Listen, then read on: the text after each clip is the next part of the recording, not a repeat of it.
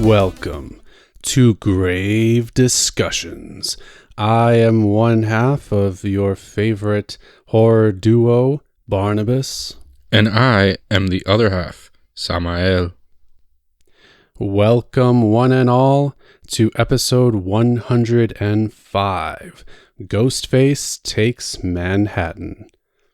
And today, Fiends, we have a very special guest. He has joined us on some other Scream-related episodes. We have none other than the Caretaker. Hey, what's up, everybody? It's good to be here. I'm glad to be back. I'm excited to talk about Scream 6 with you guys, man. Oh, this is going to be a lot of fun. Fuck yeah, dude. Yeah, this is going to be a great episode, guys. I'm really excited. I know you guys are excited. I hope everybody listening is excited. It's going to be a good one. Obviously, Scream 6 came out a couple of weeks ago now, and we've been like marinating on it for all that time. And I know I have a lot to say. I know you guys have a lot to say. So we're not going to spend too much time before we really dive into the movie analysis. But, you know, it has been a minute since our last podcast episode about Skinamarink. So I just like to catch up on everybody. So, you know, Caretaker, since we got you on as a special guest, obviously you have all your projects as well. You have your own podcast. So what's been going on with you since we had you on last? Keeping busy, like you said. I do have, me and another co-host, Brendan, we have a podcast together called The Midnight Reel. So if anybody listening wants to go and check us out over there, we are in the works right now with the beginning of season 2. So we'll be having some new content soon to drop, and there's a lot more to come with it. So we're really excited about that. And then other than that, man, you know, just living life, watching movies, enjoying myself, and staying busy, man, working, all the fun things in life. But seeing movies, man, watching movies, watching shows, keeping busy with that kind of stuff. Scream 6. Yeah, I'm glad to be here. I'm just excited to talk about it with you guys, really. Hell yeah. That's what we like to hear. All right. Well, let me ask you a real quick question then. What's the last, really great, S tier movie or show that you've seen that you can recommend to people besides, Scream 6, obviously? Oh gosh. Just off the cuff. Let's see. What have I seen recently? Off the cuff, let's see. I mean, Scream 6 is honestly the most recent dope movie that I've seen. But other than that, I enjoyed. Well, I'd say I had fun with Cocaine Bear. Oh my god! It was a fun movie. I'm not recommending it because it's not a movie that's for everybody. I know that first and foremost. I'm just gonna preface that with this with that.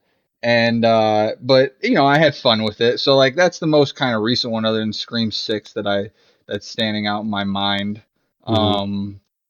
It was just a good time. It's just one that you just really just completely turn your brain off, and you just go watch a bear kill some fucking people and have fun with it, you know? Oh yeah.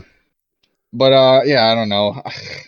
No, hey, our audience might, enjoy that one, so I think that's a pretty good shout out, yeah. Yeah, only one that kind of comes off the top of my head. I mean, I loved last year. There were some great ones, dude. I loved Smile's one that I was just huge on. Mm-hmm. So I know I listened to your guys' episode about your favorite movies, and I know pretty sure Steph was big on that too, right? Oh yeah, dude. I love Smile, man. I don't know. It was kind of formulaic, you know what I mean? But that was our main point. It was formulaic, but it was a fun movie, and I wouldn't recommend anyone miss that. I still have to watch Megan. That's another one. Unfortunately, dude, we should fucking watch it, and then just I don't know. We could do a article about it. Yeah. Yeah, man. I want to watch that one real bad. Oh, you still haven't seen it? No, I still haven't seen it either. My wife and I have been trying to find time to watch it, but it just hasn't come up yet. But I know the unrated cut is on Peacock now, as well as the regular. So I don't know which one to watch, but we are going to watch it at some point. I might just try to be like, hey, babe, this weekend. I'd recommend. I saw the the theatrical version, which is PG-13, and like I'm not gonna. I don't want to say anything to like give you different expectations for it or something, or make you feel one way or another about it. So I'm not going to talk much about my experience with it. However, the movie itself, I would prefer probably the unrated version. I just heard it was a little bit more.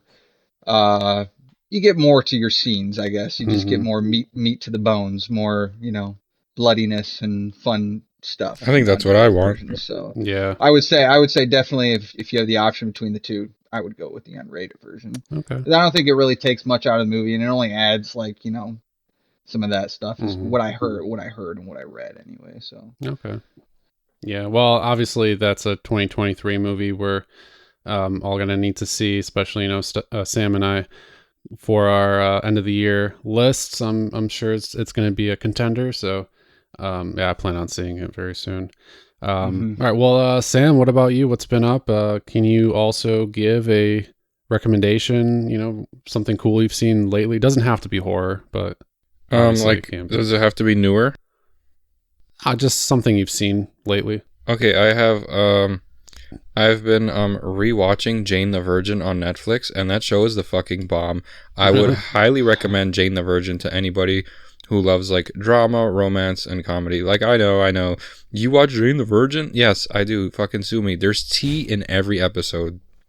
Nice. oh man, okay. Like tea like gossip or tea like actual just tea? tea. No, not like Okay. like actual like bro. There's so much like drama. Like basically a woman, she's like dating this cop, and then she's going to get like her like pelvic exam or whatever, and then like they accidentally switched her chart with a woman who was getting artificially inseminated, so she gets artificially inseminated, so she's like a pregnant virgin, and that's all I'll say. You need to watch it. You and your wife need to watch it.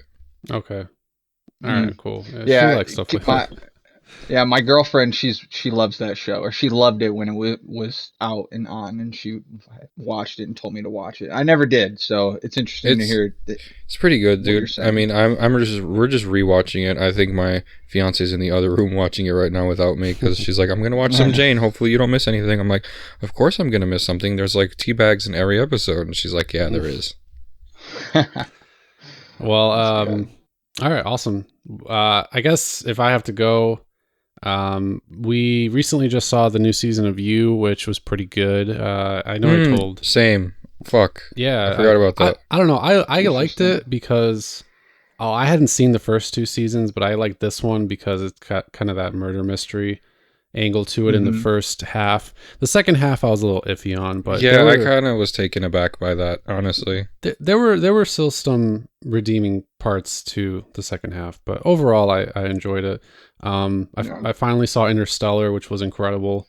Yeah, and man, I'm so happy that dude. Yeah, we got to talk about that another time. But yeah, I'm so happy that you finally checked that out. It's an amazing about movie. Time. I know. Yeah, it's seriously time, right? Better late than never, I guess. And then we recently also saw Infinity Pool, which was actually quite good. Yeah, I'm really looking forward to seeing that. I still haven't checked it out yet. So. I still haven't seen Infinity Pool. Yeah, you both got to check it out.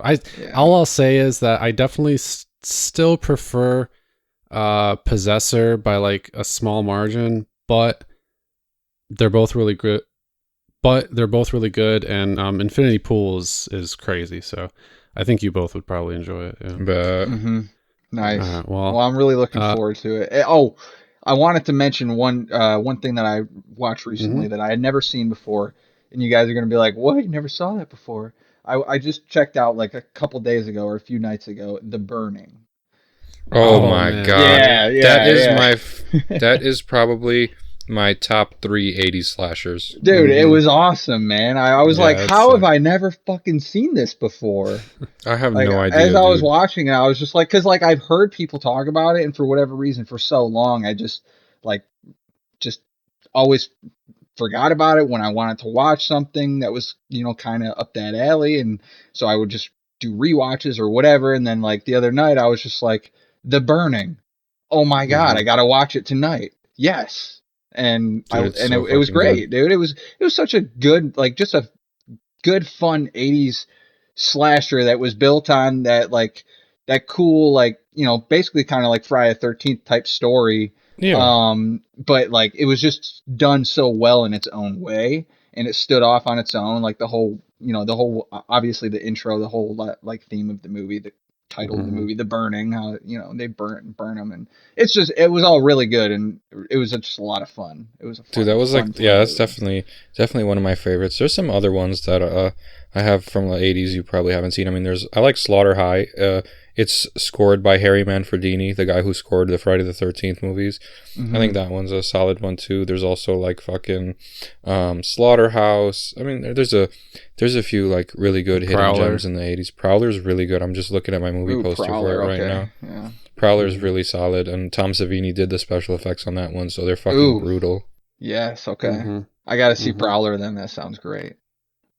Yeah, that's a good one. Another And thing then, I forgot to mention, I'm sorry, Barnabas. oh, you're fine. I just got in the mail my Blu-ray for In Search of Darkness Part 3, the 80s horror documentary. Mm. Nice. And they gave me like 3 free posters with it, a pin for my little horror battle vest, and they gave me this card that links you to this website for like discounts off of like horror merch and stuff like that. Nice. Sweet. That's pretty dope.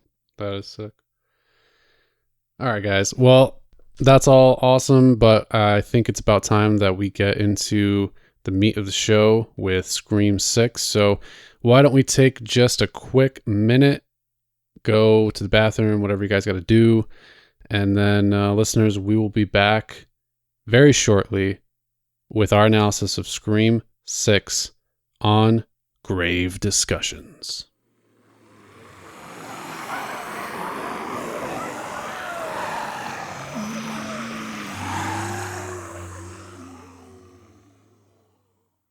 And welcome back, Gravers, to Grave Discussions, episode 105. So, we're not going to waste too much time here. We're diving right into Scream 6, arguably the biggest horror movie to come out this year so far. I don't really think there's anything bigger than that to come out just yet. Obviously, a huge event. I think it's already grossed over 100 million at the box office worldwide, for very good reason. And this movie, of course, takes the cast now primarily the new generation from Five Cream. Stop it. No. You knock that shit off. Don't you Scream five cream us, bro. What the fuck? That's not what it's I had, called. I had to slip it in there naturally. Guys. Don't say slip it in there and then say 5 cream. Jesus. Oh my gosh. What are you doing to us right now? This podcast is not for kids. Don't give us a 5 cream pie, Jesus. Oh, I will. You can't stop me. So we get the cast: Jenna Ortega, Melissa Barrera, and the rest, of course, coming back to the Scream franchise. This time they're in New York City. Brand new location, brand new killers, brand new kills and terror and all that good stuff. Obviously, we've all been very excited. We're all big Scream fans, but we're going to try to remain somewhat unbiased in our review and analysis and mostly keep it spoiler free, at least in the beginning. And then we're going to dive into more spoiler filled stuff after the fact. But let's go ahead and start with that. Just kind of general overview, general experience, maybe what you guys were expecting going into Scream 6, and then kind of like just your overview, kind of how you felt about it, without giving any spoilers away, at least for, right now, what you thought about it. Caretaker, you're our special guest, so let's start with you. All right. So I've seen this movie twice now. I saw it the first Friday that it was out. I saw it the first Friday that it was out, and then I saw it 2 days later on Sunday. So both experiences, I mean, I think everyone kind of already knows. I've already been pretty excited to talk about it. I had great experiences both times. I really enjoyed a lot of what it was doing. And I just had it was awesome. It was kind of the most intense Scream yet, in my opinion. And it had a lot going for it. I really enjoyed the story and the character, like all of the characters, the new characters that they really dove into more. and went into the relationships a little bit more. Sam and Tara's relationship as it evolved after Scream 2022. I'm gonna call it because it's not Five Cream. Um, and the core four, a term that was coined in this movie, not a spoiler, but just the new characters. Um, Chad, Mindy, Sam, and Tara. And I really enjoyed their dynamic in this with each other. I loved Ghostface and how exciting and different and kind of brutal he was in this one. And the landscape of New York just kind of brought it all home. Obviously, like there are nitpicks here and there, and like some things maybe a little more convoluted than others, but it's, you got to suspend your disbelief somehow a lot within all of these movies. There's points that you kind of have to suspend your disbelief with, and it just, I had a great experience. It was a lot of fun.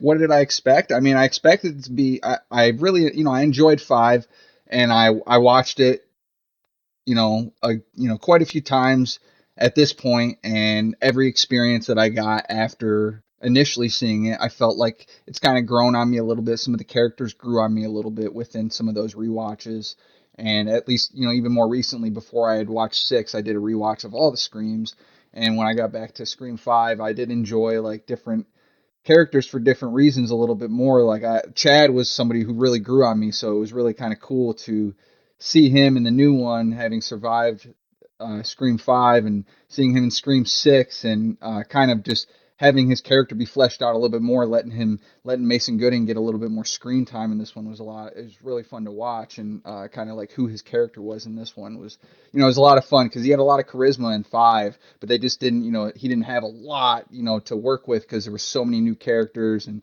there were, obviously you only have so much time in a Scream movie. And I feel like in this one there was that kind of regard too, where like, the runtime was just over 2 hours, I believe, and it was still like, man, you could have went for a little bit longer at the end there, maybe, or like, an extra like 10-15 minutes, a little bit more like diving into this or diving into that would have been interesting. Or even like, we saw some really cool set pieces in New York, but like it would have been even sweeter to see a little bit more, but that being said, like all these things are not, the movie was still awesome. I still loved it. And just to wrap it up here, I had a great experience with it. It was adrenaline rushing and intense in some moments, and some of the coolest fucking looking ghost face kills, and it was, it had a lot going for it, and I really enjoyed a lot about it, and I'm excited to dive deeper into some of these scenes. Yeah. I mean, those are all awesome points, honestly, and I'll save my spiel for kind of the end. But Sam, what did you think? I feel like the Caretaker touched base on literally everything that I thought. The only thing that I didn't like about it is how it tricked me. At the beginning, I thought it was going in one direction, then it went a completely another direction, and I was pleasantly surprised because I was like, I don't want this to be what it is. Like I didn't want to reveal so quickly, because the way I went into this movie, I did not look up scripts. I went into it completely blind, not knowing who the killer or killers were going to be. Mm-hmm.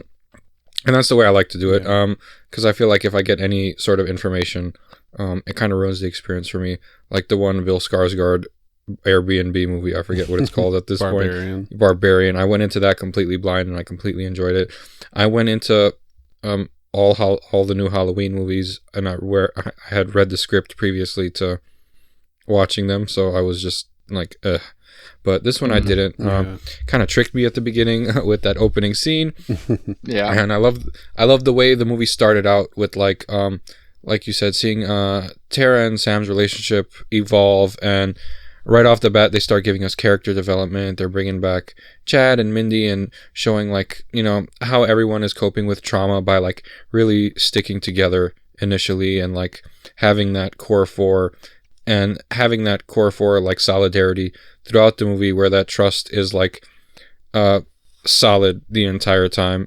So, but that can also be a bad thing. It makes you like, suspect this person and that person, and I mean, could it be one of the core four? I mean, I don't know. There was like a lot of like questions I had while it was going on that all got answered, which I also liked. They kind of left no stone unturned, and we kind of get to see like the characters like grow like throughout the movie, like even as opposed to like the last movie, like everyone's like completely different. Besides, like honestly, Sam seems like, you know, the same kind of, except, you know, she's the protective big sister and she's paranoid about everything, and she's trying to protect her little sister, and her little sister's having that, you know, classic response to trauma, like, I just want to have fun, like, you know, because that's like everyone's trauma response in like movies like this. Like there's always one character that's like, okay, it's kind of tropey now that I think about it. It's like one character is always like, no, we gotta be fucking careful, and the other character's like, no, dude, fucking chill, man, like it's not that serious, man, I'm trying to fucking move on with my life, like, you know what I mean, like we've seen that in a number of like movies. But as far as like now, the Ghostfaces were fucking awesome. I love the kills. The kills were insane. They were bloody. I didn't feel like any kill was like unnecessary or drawn out. I honestly didn't feel like the movie was as long as it was. It could have ran even longer and I would have been fine, just because of like the way it unfolded did not seem like super convoluted, and it didn't seem like they were throwing extra shit at us. But I did start to gain suspicions of who the killers were about, I want to say a little bit before halfway through the movie. I knew who, spoiler alert, who one of the killers were. Come on, we all know this is Scream. This is not going to be a Roman situation. There's always going to be more than one killer. And the other one also kind of didn't take me by surprise. There we go. Another spoiler. Who gives a fuck? I'm just, there's three of them. All right. Well, there's three ghost faces. I'll say that. But like the twist too, like, and there's another twist and then another twist, like, and it's just so hard to go without the spoilers. There's like multiple twists on the ghost faces, and like, I don't know, dude, everything about the movie was solid other than like some of like the battle scenes. Like Ghostface is still his unusually what's the word for it, not tactile self. Ghostface is still very much clumsy and trips over shit, and like you can hit him with a lamp and then he like does like a front flip and starts like skedaddling all around the room and shit. Like it's, but you know, other than like the formulaic stuff that's in this movie, it did a lot of different things and had a few twists and turns. My suspicions were raised. We had like some close calls that I was like, you know, I was like super worried, because everyone in this movie seems to like really take a fucking beating. I'll say that without the spoilers. But yeah, honestly, I love the reveal. And without spoiling it, I have to end it right there, because if I keep talking, it's just gonna come out. But yeah, honestly, solid. It was solid. Caretaker already touched on every point I was gonna make. Fantastically spoken, and I'm gonna save the rest of my thoughts for when we can actually like talk about it, because it's hard for me not to. So yeah, it is. It's hard to talk about it without spoiling. It's so hard to, you know? It's so hard to talk about it like vaguely, like, you know what I mean. There's just like, key components to a Scream movie, and a lot of them we can't really discuss right now. Yeah, and it's just like it seems like the more the movie goes, it seems to unfold, and then you don't know where it's going, and then it unfolds what you thought was going to happen, and completely, you know, takes a complete different turn than what you thought. So that's what I liked about it. Like, and they're not really twists. They're just like there's just more to every aspect of it, and that's what I liked. It wasn't just like this is happening and this is happening like the rest of the Scream movies. You know what I mean? Like another Scream movie that was almost as convoluted as this one. I mean, honestly, probably part 3 is like the second most like what the fuck is going on. You know what I mean? Until it's like revealed. They're similar in that sense, but I would say this one's like super similar to Scream 2, and you know, Scream 5 was similar to Scream 1. That's my little wink spoiler. Yeah, we'll dive into all that for sure. Well, we're not going to wait too long before we dive into the, you know, spoiler-filled analysis, but I'll say, I mean, both you guys really hit the nail on the head with your kind of general overview. I agree with all those points. There were definitely some lower points for me, not like low points for the franchise, but definitely lower points in this movie. I mean, you know, you have those in every Scream movie, but there were definitely elements here where I was like, I kind of wish they maybe did this or that. But we'll dive into those things because again, I can't really discuss those without giving spoilers away. But overall, I really enjoyed it. I did really appreciate the fact that we did get those moments between the aptly named core four that really expanded their characters much more for this movie, because in 5 they were there, it introduced them, but they were also sharing screen time. Screen time. Hey, I see what you did there. You're so meta. I know. We Screen love time with the original 3, Sydney, Dewey, and Gale, of course. So there wasn't as much time, as many like intimate private moments to really flesh out their characters and their relationships with one another. But in this movie, obviously, with spoiler alert, Dewey gone, and Neve Campbell, Sydney not being in the movie, you really only have Gale here. It gives us a lot more time with this new cast of characters to really connect with them, to allow them to connect with each other. And yeah, I think most people who may have had reservations about the characters, I think this movie did a good job of kind of assuaging those reservations and making them more relatable, more likable. And that's huge for me, especially given kind of how the movie ends, which again we'll get into. But the other big thing, of course, like you guys already alluded to, the ghost faces. I think this one has such a more gritty, like just vibe to it. Overall, the ghost faces are much more aggressive and just seem like they can fuck you up. Yeah. They're not really afraid to pull out any stops to get their victims, which is a nice, it's a relief kind of, because sure, we've had them in the past. All the ghost faces have kind of done their own thing, and they've been, hunters, and they've been kind of like sort of more traditional, like stalker killers, right? Stalker slashers. But this one kind of felt like a whole new beast. So I really appreciated that. Made a lot of sense as well with the New York location, right? You got this urban location. You got these kind of dingy streets and all that kind of stuff. It just fit the vibe very well, in my opinion. But we'll get into more specifics with that. So we are going to dive into this kind of more spoiler filled analysis in like literally a minute. But overall, I just want to say this now before we get into all the spoiler, stuff. But, for people who saw 5, whether or not they liked it, if anybody's still on the fence about 6, just very plainly, would you guys recommend they see it? 1,000,000%. Absolutely. Yeah, there's no doubt about it. See it. Awesome. Cool. Well, all right.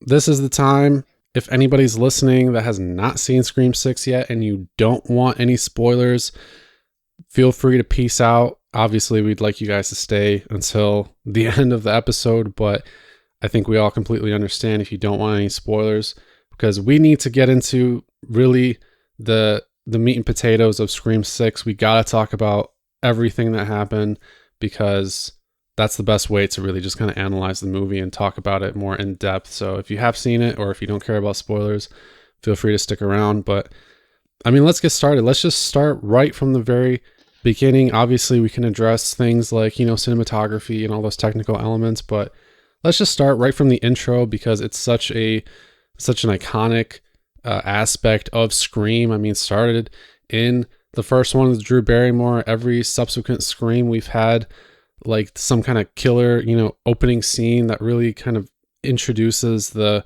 vibe of the movie going forward. And this one, it's no different. But this one, it is quite a bit different than all the other movies. So, let's start with that. Caretaker, what did you think about that intro?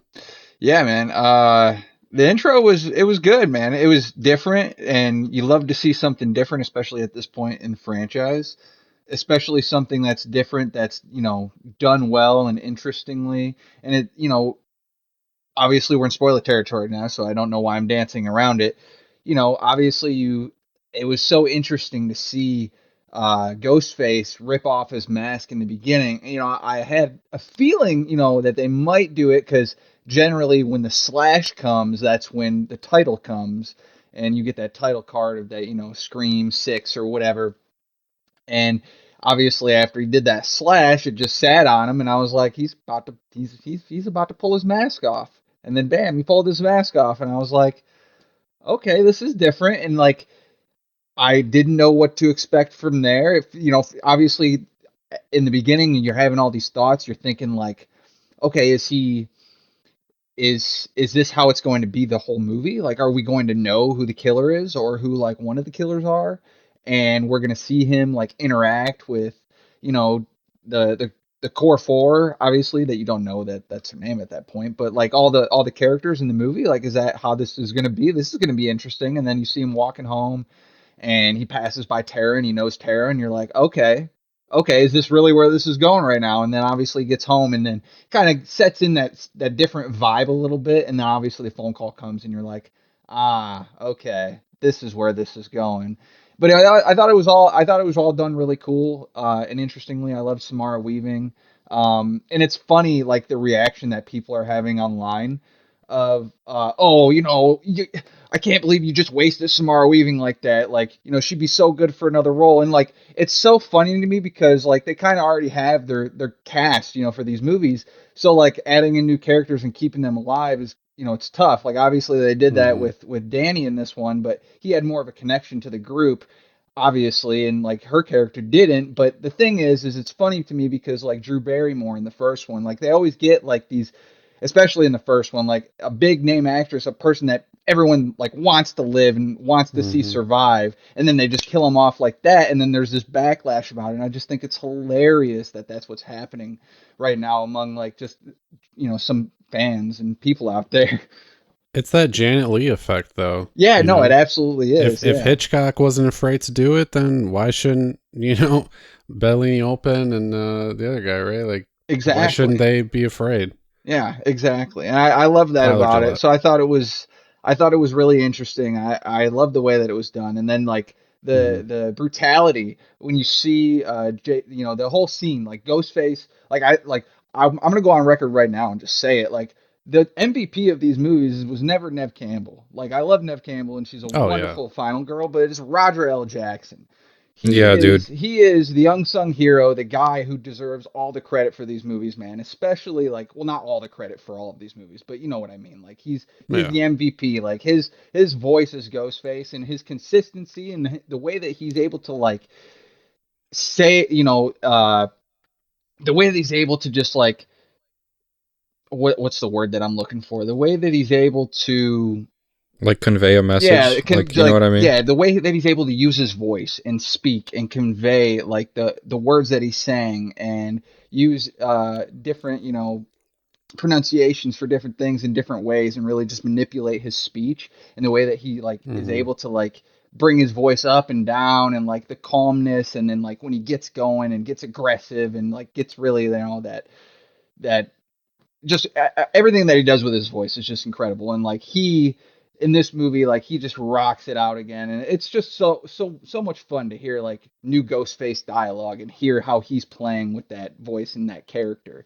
And I just love it so much. So like I just wanted to do a shout out to Roger L. Jackson real quick. But yeah, like Oh, he real quick though. I on that topic before I forget, I just wanted to say it. I think he dishes out probably one of my favorite Ghostface lines, possibly of all time in this one. Just like his delivery and how it sets up the rest of the movie. who gives Who a gives a fuck fuck about about movies? Oh, movies? I love it, Yes. That dude. was so good. Yes. It's so That was so awesome, good. especially All because right, like you're continue. like, well, yeah, it's basically right at that part, right when he opens up the fridge and Hmm. sees what's his uh Greg? Is it Greg? Right, his His friend, roommate yeah, I Greg, think. that his the other ghost face essentially, and sees Hmm. him just all carved up in the fridge. I was just like, oh my gosh, like we haven't seen gore like that really, you know, hardly in No. the series. Like we Yeah. like obviously the gutting of Drew Barrymore in the first one of Casey Becker is like that was kind of like the goriest thing I think we've gotten in a Scream movie until we see that body in the fridge, and it's like,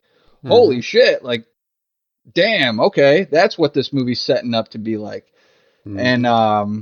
Yeah, dude, it was great opening scene. I really enjoyed it. Yeah, and who gives a fuck about movies? Like that really just sets the tone, and it sets like you're like, okay, so these killers are obviously like they're like their motive is different or his motive is Yeah. different. Like he doesn't give a fuck about any of the movies clearly. Mm-hmm. Like he's not It, in it for that. So he's in it for something else and then, obviously the it's rest of the really movie it's from really there. clever because yeah, that's a really clever line too because it it opens up like a world of possibilities. It introduces a much different Ghostface for sure. I mean, obviously in like 2 it was revenge fueled anyway, but Mhm. the killers still kind of adhere to some of those like classic Ghostface tropes regardless, right? And they kind of do that here, but I mean, still, just to kind of like lay out that line right at the very beginning lets you know that okay, this is something just a little bit more unique, and it also introduces the possibility, that very very faint possibility, I'll grant you, but still, that this could be, you know, maybe one of the main cast or something like that.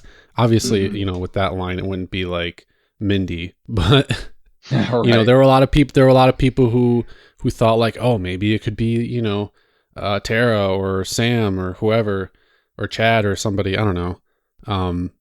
And so I just like that line because it opens up like a lot of possibilities, and it did have me kind of second guessing some of the main cast too, for a little while. Like, okay, like I don't think it's any of them, but you never know. Like if they're not fueled by the whole meta aspect of it, then what do they want, right? Right. So it could be really anybody. So I thought that was cool. I'm gonna save the rest of my thoughts about the intro, but Sam, anything else to say about that? What are your thoughts on the intro? I mean, I was totally not surprised that they killed her. Like, it's the first person we see is Right. always the one that's fucking killed. And, like, I mean, they killed her off pretty fast in Mhm. Ash versus Evil Dead, too. So, like, Yeah. I'm like, I was, like, not upset about it. Like, there has, like, Yeah. just like the Caretaker alluded to, like, you have to have a really famous person in the intro. And you're gonna be like, no way they're gonna kill them. First Drew Mhm. Barrymore, then Jada Pinkett Smith. And then, like, I remember Scream 4, they had what's her name from The Good Place stabbing someone.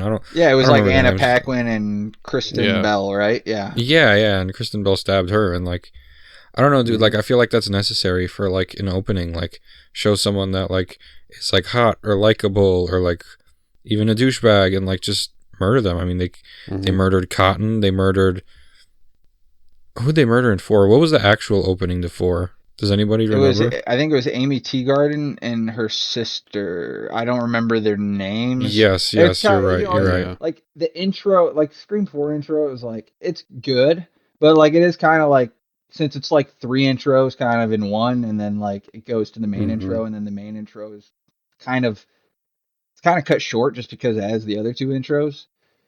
It's like, Yeah. that one like little intro feels like the weakest of the all of them in a way.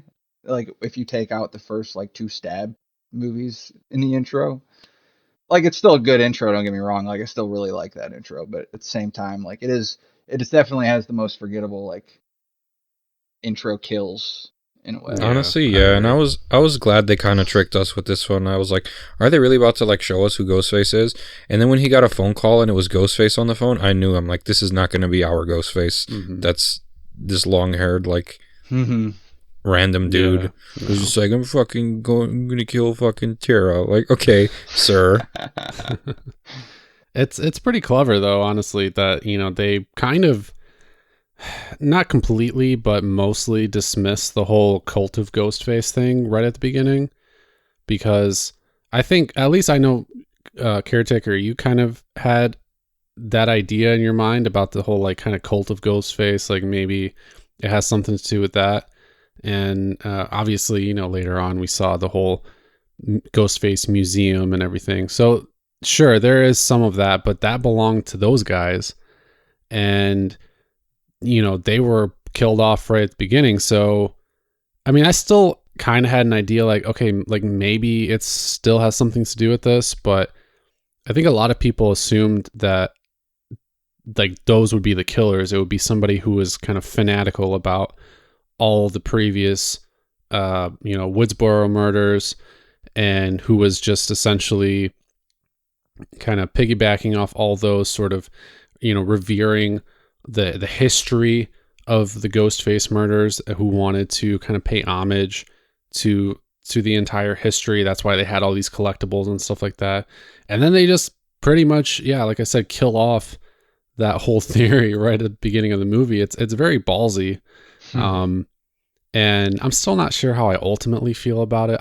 We'll get into that when we kind of discuss the killers in more detail here pretty soon. But I still appreciated that they went to those lengths with the intro to do that, and to throw us that twist, which nobody was expecting, because I totally thought it was just going to be like, oh, okay, here's Samara Weaving, she's going to get killed. Classic, Scream intro, slash to the title sequence, go into the rest. But it definitely wasn't. I don't know, was it the longest intro too? Maybe. It may have been. I'm not entirely sure on that. It depends how long the Cotton and the Drew Barrymore one were. You know what I mean? Because I know Scream 4 was probably the shortest. I don't know. Yeah, that's an or Scream 5. thing. I'm not sure. Yeah, we'll have to maybe do some research on that. But yeah, either way, it was a it was a longer intro. One. Yeah, it was nice. A longer intro. It was cool too, because you were saying, because it was more meaty, and they didn't really cut down on either kind of half of it, because it was kind of like two halves, like in the intro, like the Samara Weaving half, and then you see the Jason half, and they didn't cut down on the phone call parts. Like each phone call, you had a decent amount of time on the phone with Ghostface prior to the kill. So I appreciate it for that. Neither one of those things were rushed within the movie itself. It wasn't like a shorter phone call or something, or they didn't cut the phone call down because they were worried about the time limit in the end. It was cool that they kept, or had it as long as they had it. So yeah, I completely agree. And then, I mean, and I'll just say this much. I mean, the Samara Weaving thing, I don't care, because sure, it would have been nice to have her, be in the movie, but obviously we learned that her character didn't really have any place in it anyway, other than to be the first kill. And it really is kind of an honorable spot to have at this point, right? I mean, it starts off with Drew Barrymore. Every, introductory kill, like you guys said, is, like a more famous person or up and coming person or whatever, like a hot person in horror at that time, or in Hollywood or whatever. And so that kind of puts her on a pedestal. And I think it's like I said, it's a kind of an honorable spot to have, be like the first, opening kill. It's kind of their way of saying, oh, you think your cherished celebrity is safe? No one's fucking safe. Yeah, exactly. And then, I really just love the fact that, it sets up the whole vibe of the movie with the whole fridge massacre scene. And that just goes into kind of what Mindy ends up saying later when she's, breaking down the rules, that this movie, their situation in the movie is that of kind of a sequel to a legacy sequel or requel or whatever, and that nobody's safe, and that, all the fucking wheels are off and just anything can happen. And that really sets it up, I think, very, very well. And we get that throughout the entire movie. So we can talk about the overall gore, the vibe, and all that stuff, but I really like it. Like I alluded to before, with this new location, you have an opportunity to kind of dial up that intensity, and with the grittiness of everything, like I said, the dingy streets, the shots, how everything just feels kind of more like grimier. The gore and everything is fantastic in this one.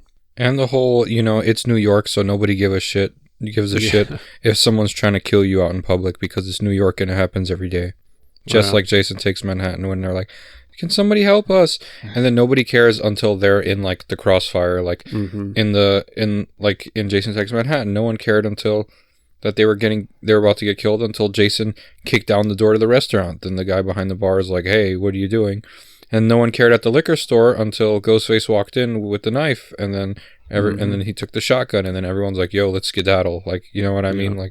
It's that classic New York mind your own business, unless you're, you know, in the crossfire, then, you know, either get the fuck out or fight back. Like, but even the fucking the subway scene in the fucking in Scream 6, like, no one even fucking noticed, dude. Like, no one noticed that Mindy got stabbed. Like, no one gave a fuck that Sarah and Sam ran into that liquor store and there was a maniac after them. Like, I was just expecting it to be just like, you know, Jason Takes Manhattan. They're like, some guy's trying to kill us, and someone's like, welcome to New York. Yeah.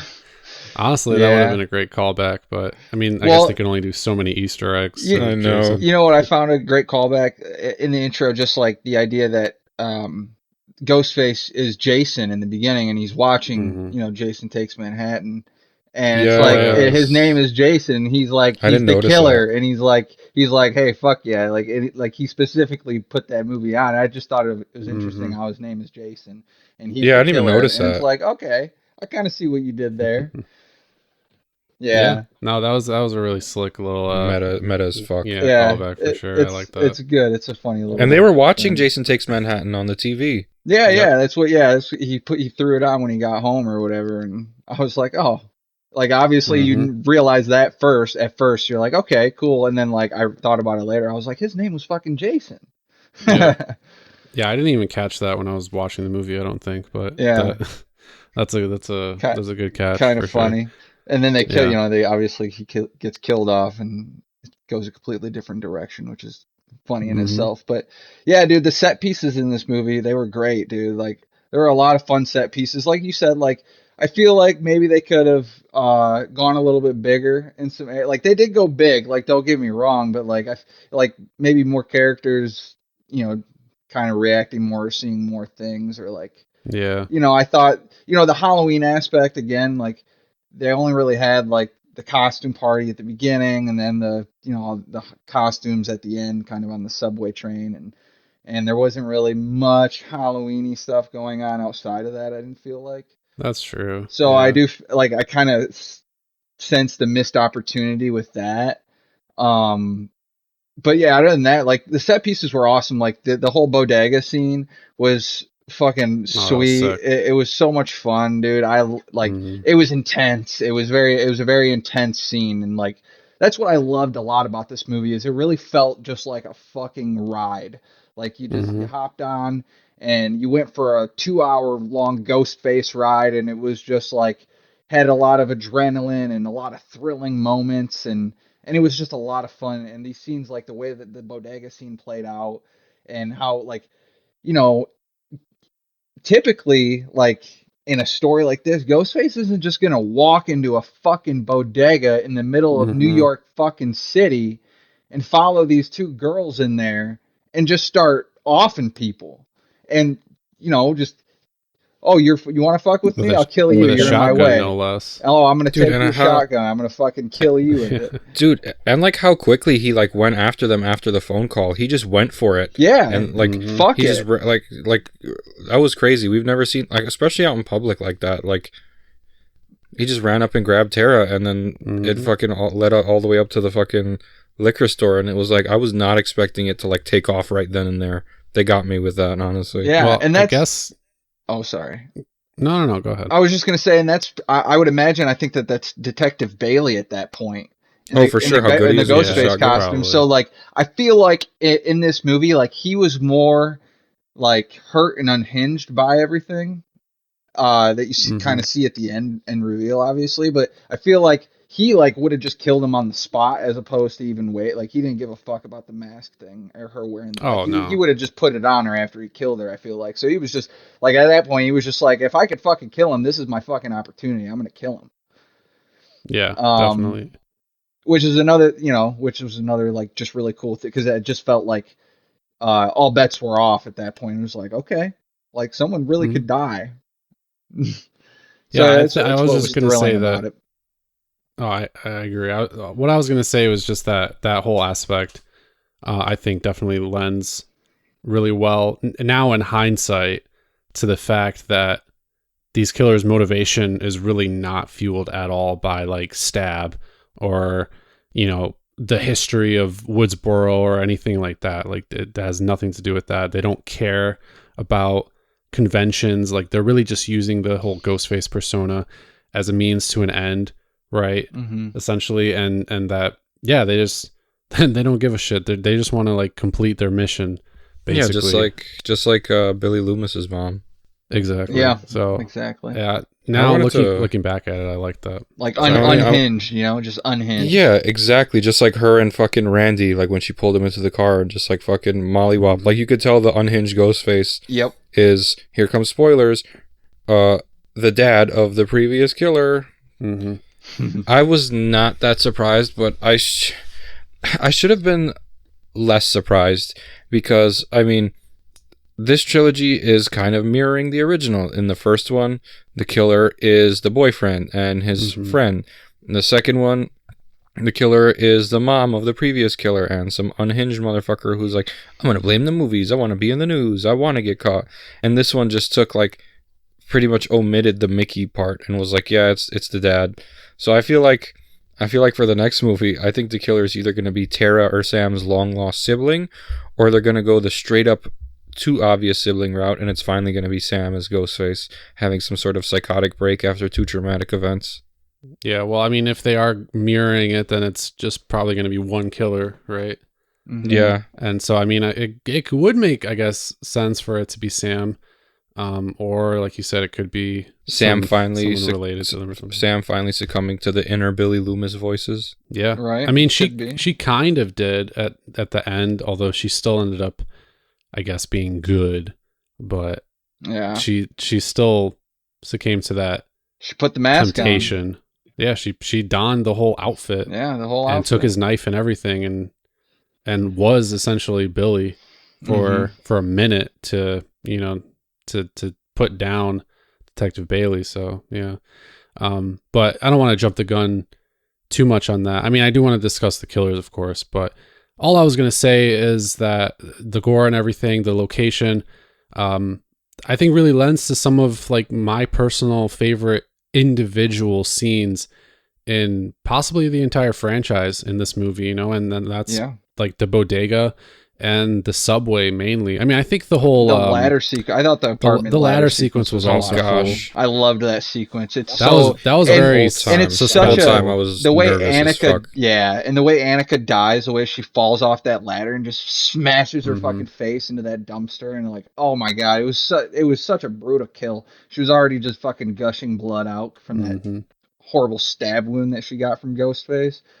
Yeah, that scene was a lot of fun. Like you said, Barnabas, that this movie had a lot of probably my favorite like individual like moments of like gore and kill scenes and kind of like just thrilling scenes overall. I really like those 3 set pieces alone, between the bodega, the subway, and the ladder sequence, the apartment ladder sequence. I thought all 3 of them were done so well, and even the setup inside the apartment prior to the whole Ghostface attack, like Danny seeing it from across the way, and like the whole like him trying to like yell for them, and then them having the conversation at the table about the core 4, which is like great like little moment, which like is a lot, like we're talking a lot about the gore and the kills in this movie, and a lot of the moments are really nice, but ahead of time, like these little character moments where they really grow on you, and like Chad really grows on you, and the relationship between Chad and Tara really grows on you and blossoms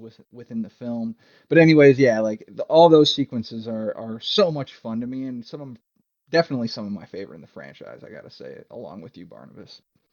Would it have killed them to well, then maybe they tried. I don't know all the logistics that would go into it, but you said about the missed opportunities. I mean, it would have been awesome to see something at either like the Statue of Liberty or Times Square or one of those other iconic, New York locations. I think, like, imagine or like running down Times Square, like in a chase scene between all the crowd on Halloween night or something. Like, I don't know. Awesome. Like, obviously, like, I mean, they did some far-fetched things in this movie, so like, I feel like they could have done something like that. Like, that's not as far-fetched as like Detective Bailey fucking stashing a body and replacing it with a fake one. Yeah. That's the thing that kind of like like I'm not gonna say like I can suspend my disbelief and have a lot of fun with this movie regardless, and I always will. But like there are Mhm. like they did try to get away with some more things in this movie than on average within these Yeah. the Scream movies. They're asking for some favors here, but overall, like it still doesn't ruin the movie for me. Like the experience is still there, the thrilling moments are still there, and yeah. So Yeah. I agree with that. It would have been just cool to see kind of more of New York, but I guess in essence we saw a good bit of it. I mean, we saw the bodegas. Like it's that right, more kind of centralized like urban kind of culture that they really tried to depict, which I guess is understandable, mm-hmm. especially for like a slasher movie. But with the New York location, I feel like it opens you up to at least the opportunity of being kind of a spectacle, and it at least not, it doesn't have to be 50% of the movie, but it can be like 10% of the movie. Yeah, And I feel like we mostly just kind of kept to the streets, to the apartments, and yeah. to the little like stores and like those tucked away places, which is fine, but It was rather contained in that way. Absolutely, I yeah. did feel that way. Like it did like have some more wide shot. Like it had more wide shots than five did for sure, and like I Yeah, that's appreciated it for true. that. But still, like it felt like even though it had more wide shots, it didn't feel like it still felt like it was contained within New York City in a way. And I felt Hmm. like even though they it's still the longest Scream movie yet. I mean, like Sam said, I could have seen another 20 minutes at least because it didn't feel like it was Hmm. that long. Like the pacing in the movie was really it was it was upbeat pacing the whole time, and it really kept the story moving and everything driving Oh yeah. along, and those set pieces really helped it out, obviously. But like if you had another one in there that was a little bit more wide, like a little bit more of a like city streets landscape, kind of like what they did at the Hmm. beginning of the bodega scene when they were kind of walking outside. But they were more like felt like they were more in like a suburb area of the city, but or at least a smaller part of the city. Um, Yeah. but yeah, it was still like it was still a lot of fun, but they definitely could have opened up a lot more. I agree with that. Yeah.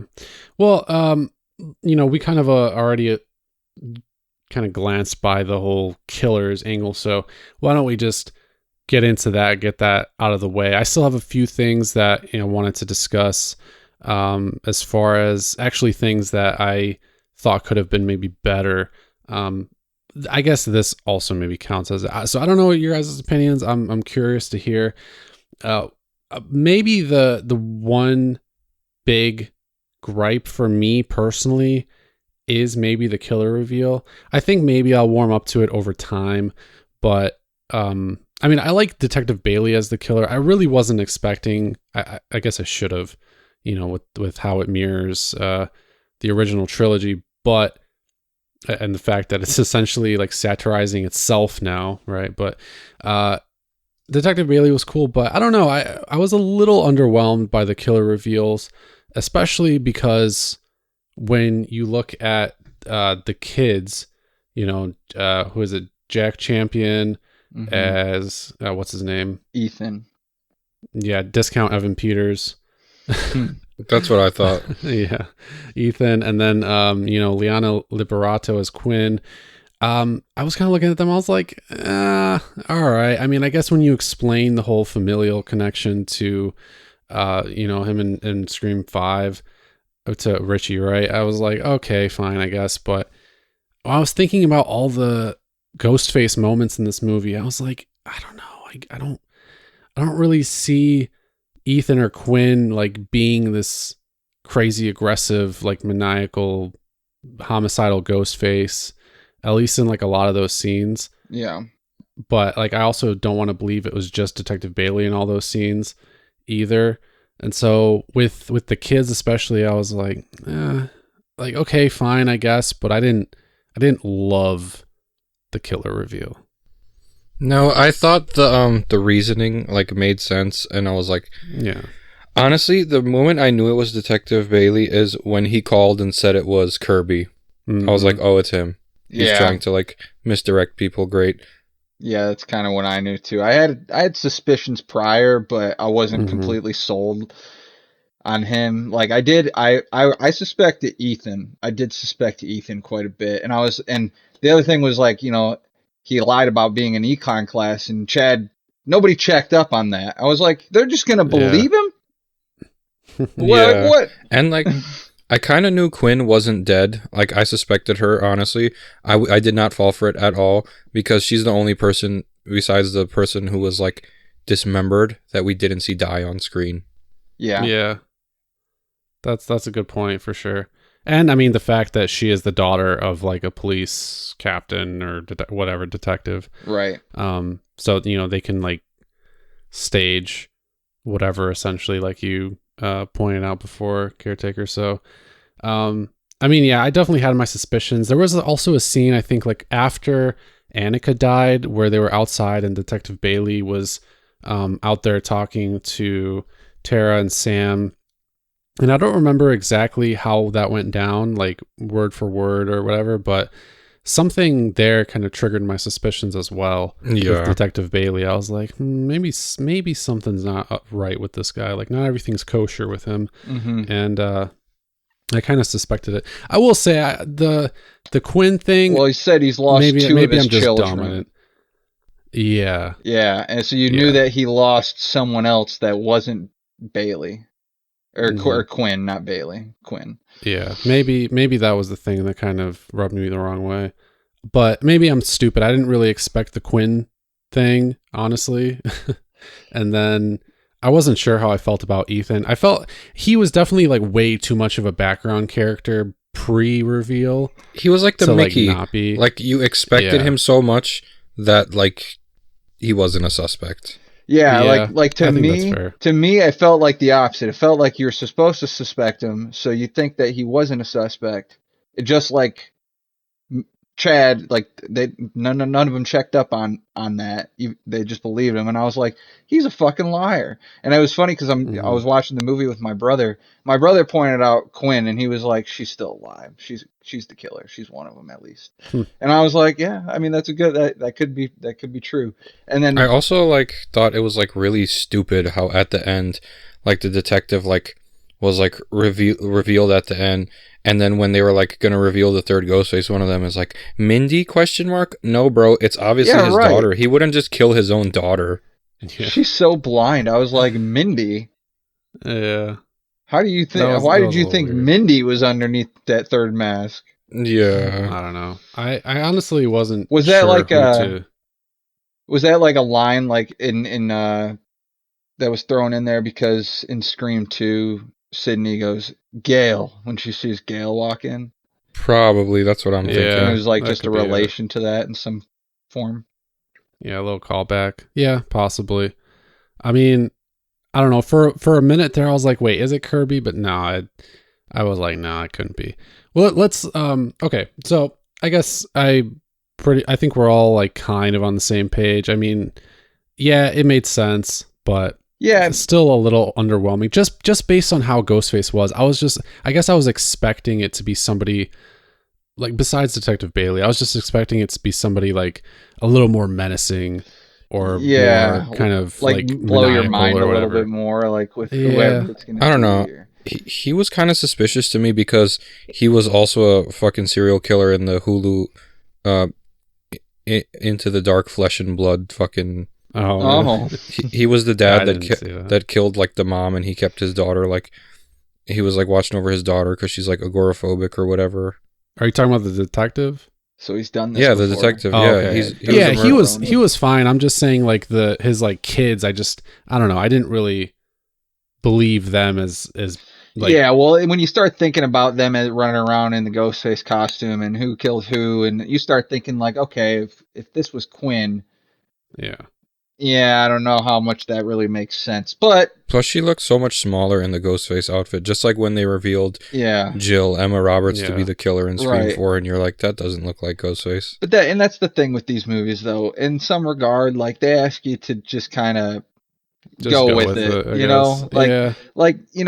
Jill, like you just said, Jill in the fourth one, like she I mean, I guess I don't know how many of the kills she does in that one. I know Charlie does a few of them, but overall, like you're like she is like I love Jill. I'm a big fan of Jill. Just Hmm. the whole ending sequence and everything of that movie, I love. But anyways, like you just think back on Jill and or Amber and Five, and just like Mrs. Loomis, even though she was unhinged, you do like it is believable in the way. But like you just think about these characters and you're like, okay, like would they really be able to overpower like some of these people or like do like in this one Quinn is the one who's attacking Gail and kills her whatever Hmm. he is to her, that guy that's with her. And is Yeah, Quinn really going to be boyfriend. able to like overpower her boyfriend like that and That's what I'm like Or like saying. launch his Even dead Ethan, body. I'm like, Or what? launch yeah. his dead body from the kitchen to the living room. Like, what the fuck? Yeah, Right. But anyway, I'm not here to nitpick it because, like, you really just, like, you just kind of, yeah, these movies ask you to just kind of go with it for some of these. So, like, yeah. yeah, you start thinking about it, you can definitely kind of pull it apart a little bit. But that's not really why I watch these movies, if I'm being honest.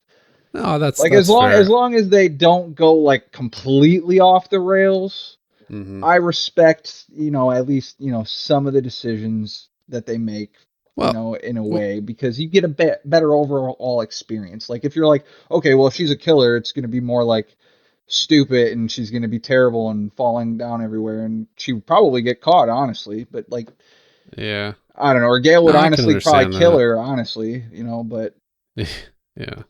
Well, what do you think about the other big thing, I guess for me, which I didn't really, I don't know. I was in kind of disbelief at first because I saw somebody before watching the movie. I saw a commenter online.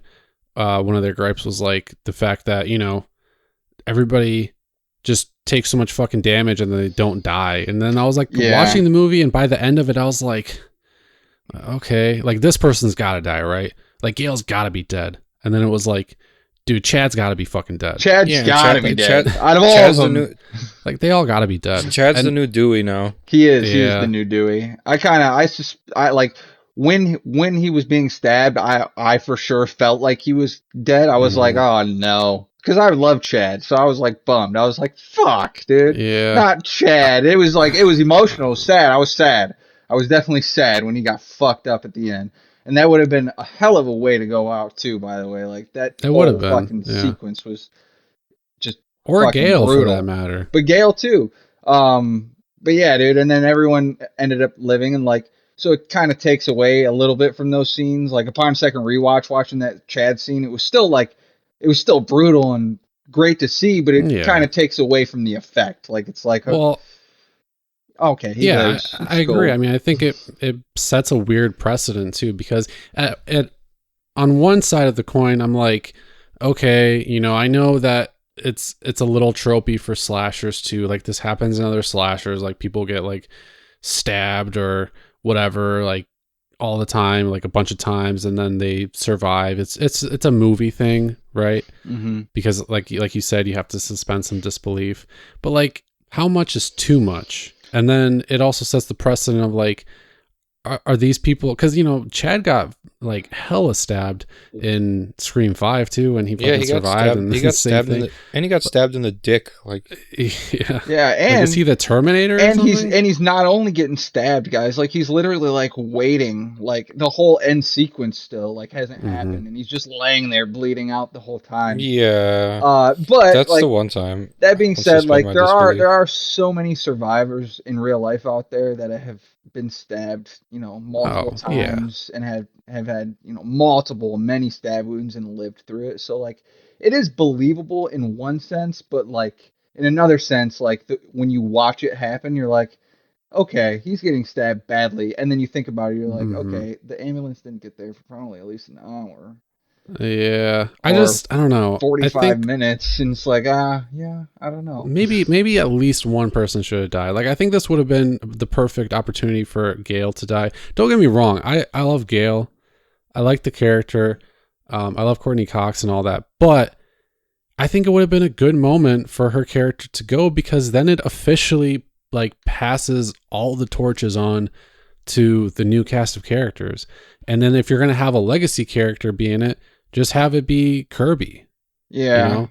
that was my kind of opinion about that. I don't know. It's weird because it makes it feel like, okay, these guys have to be in a certain number of movies before they're eligible to be brutally massacred and actually die. Otherwise, they're just going to survive most likely, even though they're still going to take damage. I know that's a very nitpicky thing, but I don't know. It was just one of the things that stood out to me, I guess. Yeah, I hear you there. I mean, with the whole Gale Weathers thing, personally, I feel like they killed Dewey in the last one, and I feel like they can't kill like all of Wes Craven's legacy characters. Like, just I feel Yeah. like I was glad to see Gale lived in this one, just because like I don't want them to kill off Gale and Sydney now that it's kind of just them two from the main core cast left. I feel Mm-hmm. like you should just like let these two live. Honestly, like we don't need Gale in the next movie. She wasn't even really necessary for this movie, if I'm being completely honest. I did like having her there. It's always good to see her back, but at the same time, like I do really enjoy this new cast of characters, and I'd be completely fine just watching a movie that just starred them, and we didn't have Gale Weathers shoehorned in there, or Sidney Prescott shoehorned in there. So like I'm I love this new cast of characters, and if it's just them, that's cool with me. But the keeping them all alive, yeah, it is kind of crap. Like at some point some of these guys got to die, but at the same time I'm it's going to be exciting going into the next movie because I feel like they're going to obviously we've been talking about how it's kind of like they've been relating it to the original trilogy a lot, so I feel like in some ways like Mm-hmm. Mindy's talking about it being a franchise now. The next one's going to be they're probably going to be talking about like, okay, this is kind of like our third time around, so this is like technically the end to our trilogy, so it's an all bets are off type situation. Mm-hmm. Like so I feel like more characters. We might even get one of these characters in an opening scene kill potentially. And if not, I think more characters are. I think it's going to be exciting to have more characters alive in a third movie in a third installment because they do have more opportunities to kill them, and I think that they probably will because they didn't take those opportunities in this one. So they have a thicker cast of characters, and they can Mm-hmm. really just like they got Danny now who ended up living through this movie. They got Kirby who's still alive. They got Chad, Tara, Mindy, Sam, and who I feel like there's someone else, but maybe not. I think that's it. Well, obviously Gale Weathers, but they have so many characters now, and like they could, if they killed that, like they, imagine they kill two or three of these characters off in the next one, you're gonna be like, holy shit, okay, like Yeah. fuck, like that was like they could do some brutal shit in this next Mm-hmm. movie, especially if they do decide to like just be brave and kill off three of them, three out of the six that they have. I mean, that would be something. Well, okay. What did you guys? Speaking of characters, then I don't want to drag this on for too much longer because it's getting late. We've already been talking about Scream 6 for a while, but I did want to know your guys' opinions about A, the return of Kirby, and then B, this new character Danny, who is Sam's boyfriend. What did you guys think about them? Okay, I have theories. Okay, listen. Okay. Kirby, I thought it was awesome. I love Hayden Panettiere. I'm a big fan. Always have been. It was pretty cool to see her as an FBI agent and the red herring of this movie, even though I never suspected her. I think they kind of failed with that red herring. You know what I mean? Yeah. Yeah. It just didn't fucking work. But I liked what she brought to this movie. She was like helping them out because it was close and personal to her, though the FBI would say that's like a conflict of interest, probably, right? I'm not sure how that works. But I thought she was great. As far as Danny, I think he might not have been the killer, right? Mm-hmm. He's not the killer, but I still think Danny is sus, and there's going to be some weird incest twist in the next movie, and he's going to end up being like Sam's long lost brother or Tara's long lost brother, and he was planning this whole time to like go after Sam and Tara. Yeah. Oh, my wife is definitely suspicious of him. She was like, "There's something not right about him." I'm telling you, he's one of their siblings. Ugh, that would be gross. That would be Hey, weird. I guess Yeah. It could be any whatever of you got to those, do, right? Sweet home Alabama. I mean, I wouldn't rule that stuff out, honestly. Like, well, Yeah. just him being a killer in general or being suspicious in general, but I wouldn't rule it out. I do like him though. I like this character. I liked Danny. I kind of wanted more of Danny in the movie. Yeah. Though I think well, okay, before I say my point. Did you also like Kirby Oh and her yeah, return in this one? yeah. Kirby, like I mean, like Sam said, I love Hayden Panettiere too. Like loved her in Heroes, so Oh, kind of like same. saw her, in Heroes and then Scream 4, and fucking loved her as Kirby in Scream 4, and seeing her Hmm. back as Kirby in this was just it was awesome to see. I did I didn't fall for the red herring shit, not one bit. I did not think that she was crazy or would do this shit, and I definitely did not think that Radio Silence would like allow that anyway. I didn't think that they would turn her into Ghostface. Um Bring her back and like turn her into Ghostface like that. So overall though, I really enjoyed having her back. It was interesting to see her as an FBI agent. It kind of, we were missing some of those like original Kirby like, movie rants and her Yeah, schooling movie trivia. Like we did get that in for like a brief moment with Mindy Mindy. in the Yeah. theater, which was cool. But overall, like it was just great having her back. It was a lot of fun to see Hmm. Hayden Panettiere back as Kirby, um and I'm glad that she's back, and I'm glad that she lived through the installment. And I'm excited to see her character in the next one, hopefully.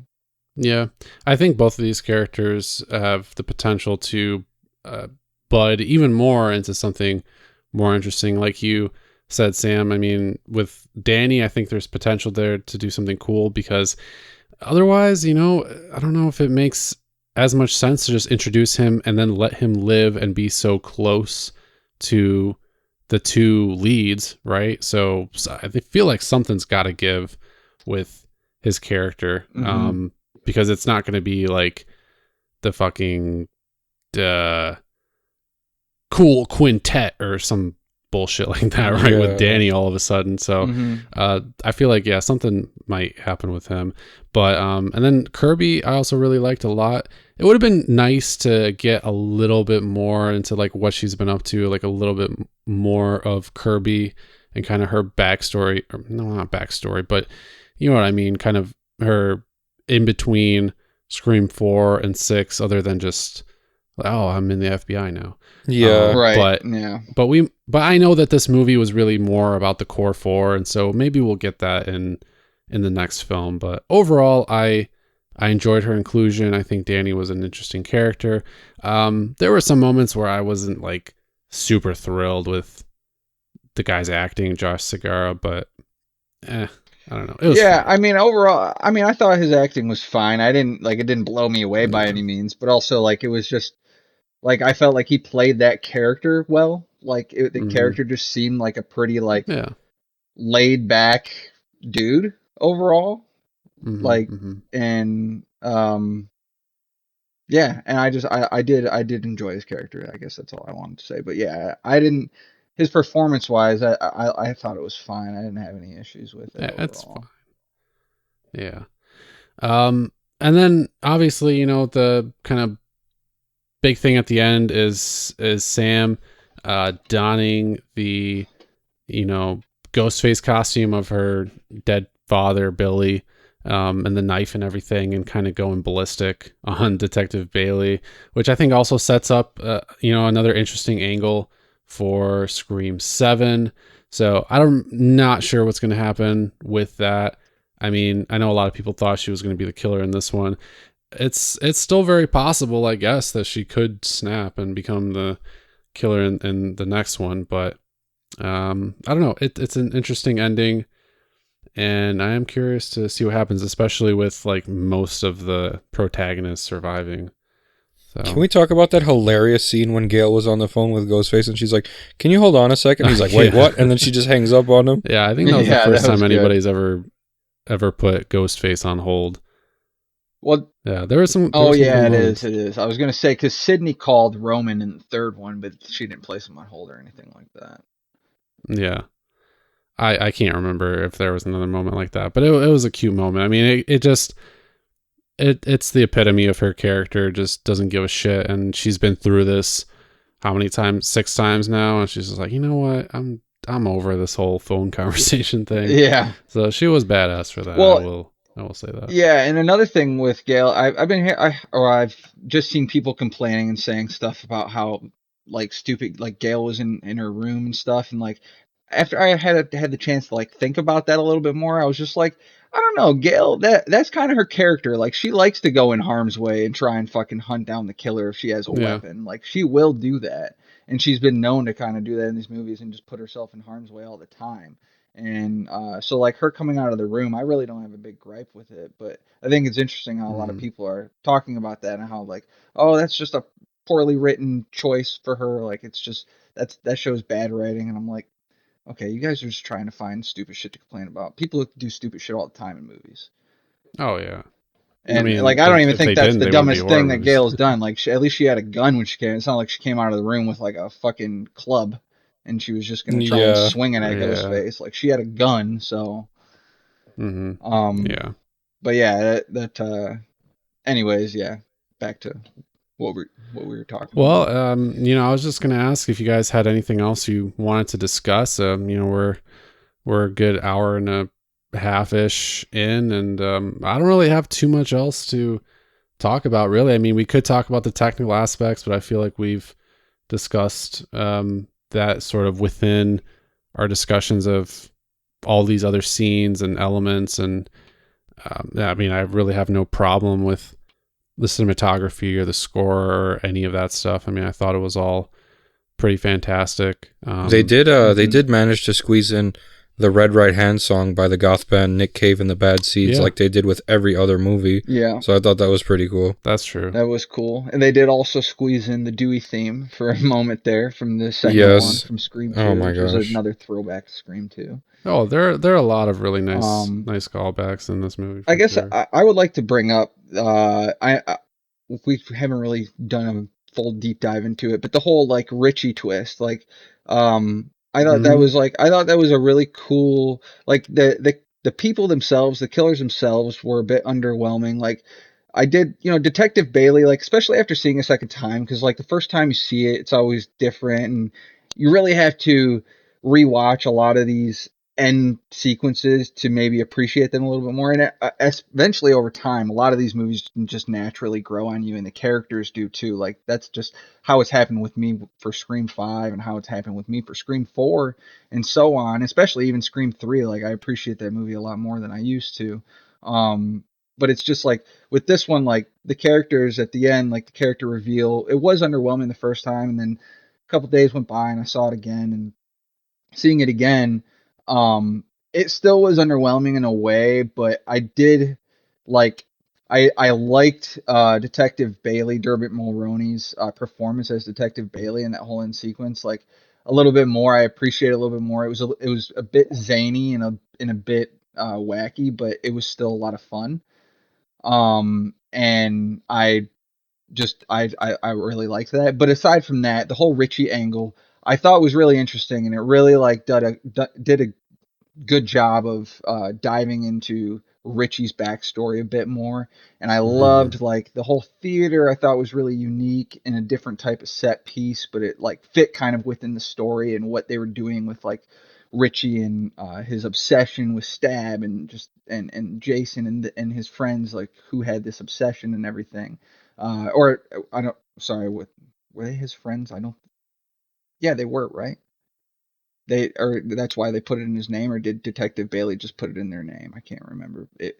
But I think it was Detective Bailey that did it, but whatever the case, I yeah. can't remember. I Yeah. loved I loved that whole end sequence and Richie and his movie playing up on the screen and everything. I Hmm. thought that was really interesting, and it adds a lot more flavor to Richie as a character. Which is interesting. So it's always going to be interesting to watch 5 again after knowing what you know now about Richie. You know a little bit more. So seeing him in 5 now is going to feel a little bit different than it used to, which is going to be an interesting thing as well. So I really liked Yeah. that angle of it. Yeah, the characters themselves were a little underwhelming, but still, like I think it'll grow on you. I think it's grown on me a little bit more since I've been thinking about it and sitting with it for a couple weeks, but really it just takes time and you gotta watch it again and see how you feel. But I think it'll probably grow on me a little bit more. Yeah. I mean, I think it'll grow on me too. And I do appreciate that they gave you a little bit more of Richie.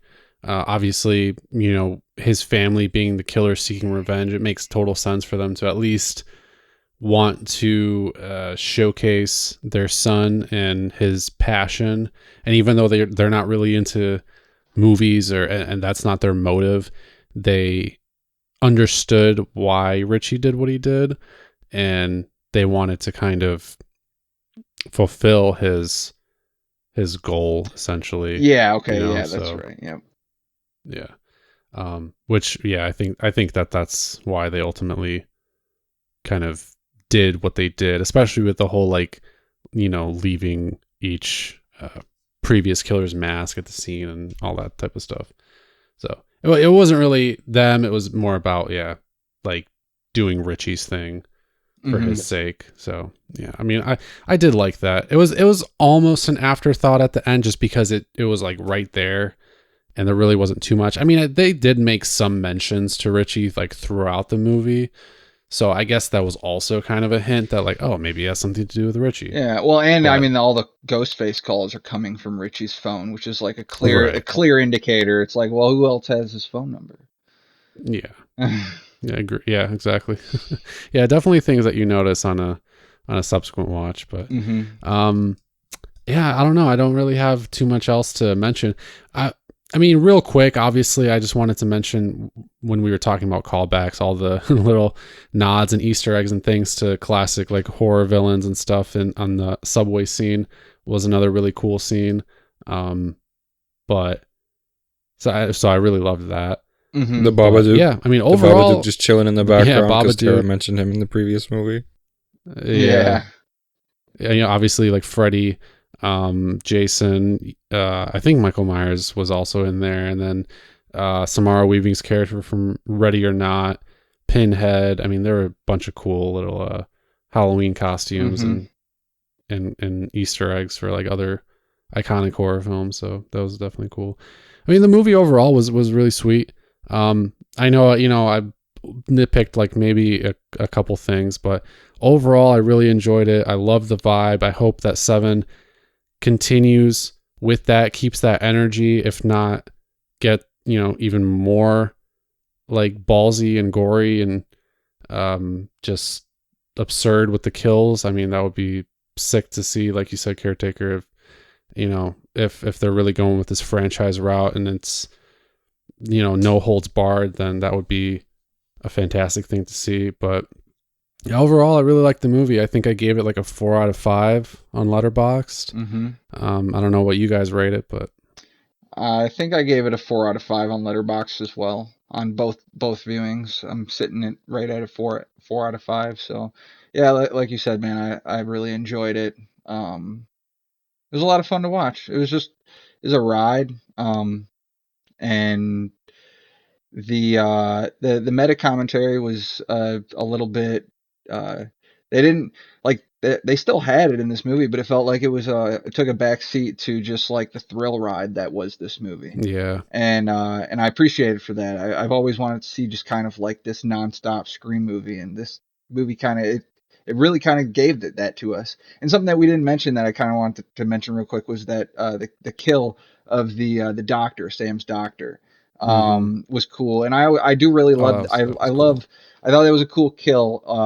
And I want to bring that up real quick, but also just Sam as character. I love Sam. She really grew on me in this movie, and like Mm-hmm. to see her just fucking like the way that she murdered Richie at the end of 5, and the way that she just fucked up Detective Bailey, Richie's dad, at the end of this one is so Mm-hmm. interesting. And I like it's going to be so like unique to see, because it's already so unique to see like a final girl who is like this final girl who's like badass and not afraid to get her hands dirty, and is actually like loves to get her hands dirty actually. And it's like going to be really interesting just to see how the story evolves and what it eventually kind of just uh, becomes, like what ends up happening Mm-hmm. at the end of this story and at the end of Sam's story, Sam and Tara, just the core four story really.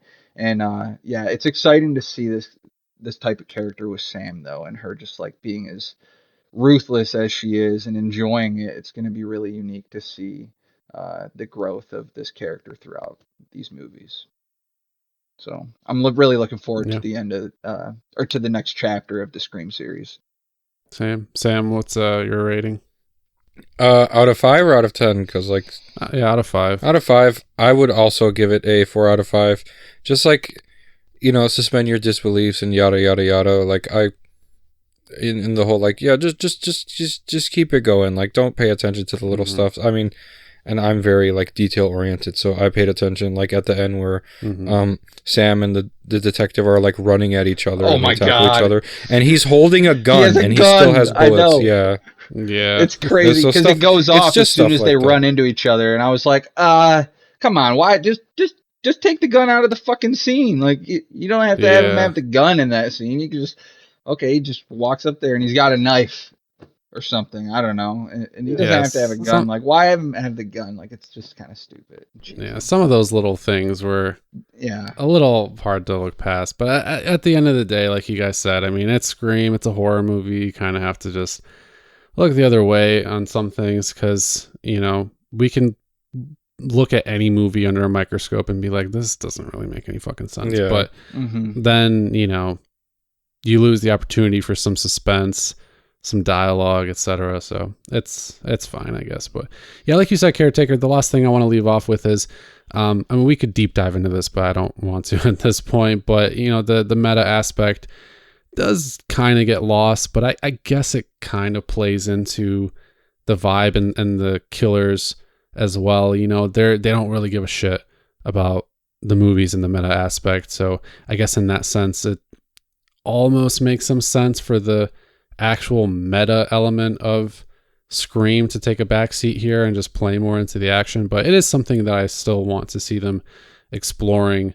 Obviously, there's only so much you can really get into, and maybe that's why they're just intent on just satirizing Scream at this point now. But we'll see what happens with 7. I mean, and I agree. I'm definitely interested in Sam. I'm more interested in this cast of characters and their evolution than I probably was with the first trio, honestly, because they all kind of, I don't know, they didn't really have that sort of like character trait to any of them where it was like, what's going to happen with them. They were just the good guys, right? The survivors, and that was really it. So I am very curious to see what happens with Sam in particular, and we're just going to have to see with Scream 7. But I think that's all I wanted to say. I don't know if you guys have any final thoughts, but if not, I think we can wrap it up here. I think we touched on everything that I wanted to touch on, especially Caretaker. So good job, man. You fucking summed up everything perfectly. Hey, sorry to steal the thunder, guys. No, that's why you're here. That is why you're here. But yeah, no, yeah. I think I'm good. I love. This was an awesome conversation to have. I've been fucking looking forward to this conversation for a couple weeks. So, it was a good time, guys. Thanks for having me on. I appreciate it. Oh yeah. Hey, anytime. I mean, I love having you on here because I mean I love Scream. I know Sam loves Scream, but I think you probably take the cake, and you're almost like the resident Grave Discussion Scream expert at this point. So, I love having you on here. I know Sam does. So, hell yeah. We really appreciate you joining, and anytime. I mean, Scream 7, you're more than welcome to come back on, and we'd love to have you, and we look forward to it. So, thank you again, Gravers. Obviously, if you haven't checked out the Midnight Reel yet, go check it out. It's amazing. They cover some fantastic movies, some non-horror films, but that's totally fine. I mean, they do also cover some iconic horror classics like The Howling, for example. So go check out the Midnight Reel.